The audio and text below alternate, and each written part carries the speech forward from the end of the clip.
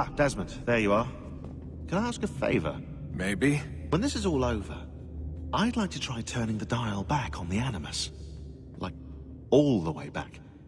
To the time of the first civilization. You think it would work? There was no real loss of fidelity when you visited Altair. Then again, that was about 1,000 years ago, and I'm looking at going back at least 70,000 more. Sure, I'd be up for it. It'd be interesting to see what things were like back then. Excellent.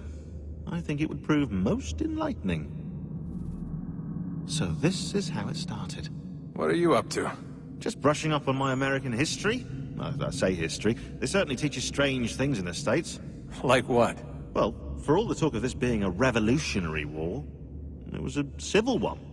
Well, not that kind of civil. I mean, there was no America versus Britain. It was Brit on Brit action. And you can clearly see how the whole thing got started. One war gave birth to the other. You mean the 7 Years' War? Exactly. Seems the Crown overspent in its attempt to keep the French out, wound up with a great deal of debt. Believing that the colonists should help to shoulder the burden, new taxes were created. It was a reasonable request, even if Parliament was rather, well, undiplomatic about it. Well, it's not really fair to tax people for a war they didn't want any part of. What? Didn't want any part of? Did you not notice George Washington with Edward Braddock? He was right there in the middle of it. So here you have the Crown spending who knows how much money to secure a place for the colonists to thrive, and then, when they ask for a little bit of help... Right, look, think of it this way. King George and the colonists, they all go out to dinner, right? And when the bill comes, George asks for them to kick in and pay their share. Fair enough. But keep in mind, he's been taking them out to dinner gratis for decades now. The colonists, oh no, they insist they only had a glass of water and a side salad. Never mind the table's full of half-eaten food and empty bottles of wine. Then when the king points this out, what do the colonists do? Oh, they flip the table over and they storm out the restaurant. Probably intending to return later and burn it down.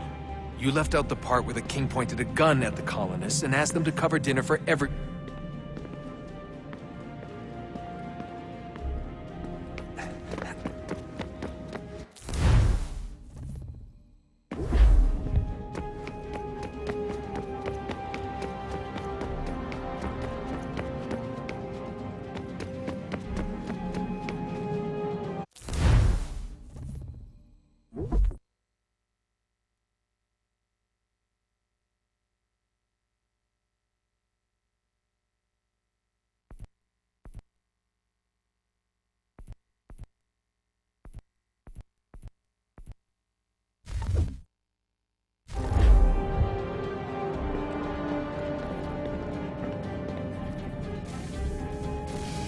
Good luck, Desmond.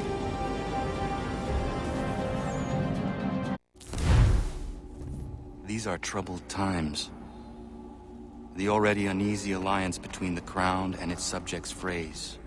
And behind them both the Templars plot, pulling strings and moving pieces. History dictates they seek order through control. But how will they affect it here? Who supports them? And what conspiracies have they already spun? All these things I must determine. For only by knowing my enemy can I hope to stop them. Connor! Spare a moment. Of course. Have a look. What is it? The Xingbao, or rope dart if you prefer. One of the many plans given to us by Shao Yun to... Sorry. We'll have to work on this.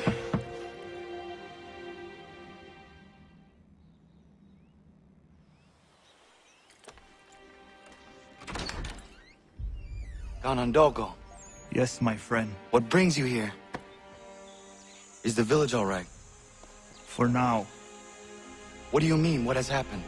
Men came, claiming we had to leave. They said that the land was being sold, and that the Confederacy had consented. We sent an envoy, but they would not listen.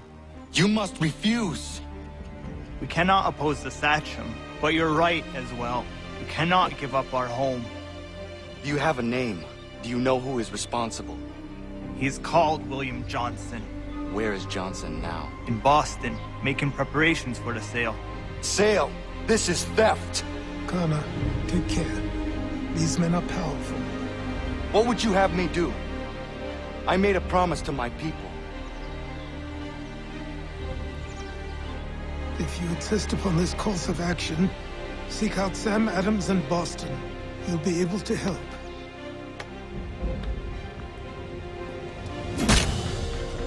What have you done?